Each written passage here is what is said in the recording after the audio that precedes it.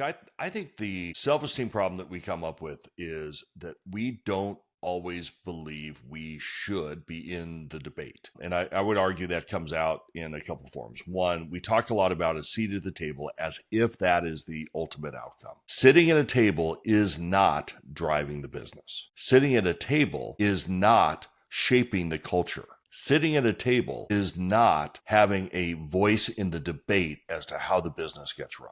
And so as we talk about this passive seat at the table and we adopt things like business partner as a title, you don't ever really hear it in other more sophisticated parts of the business. Partner. No, I actually come to the table with something that's really valuable. I'm going to bring it every time. I need to be a part of these discussions because I have a unique insight that will, materially impact the decisions that we make.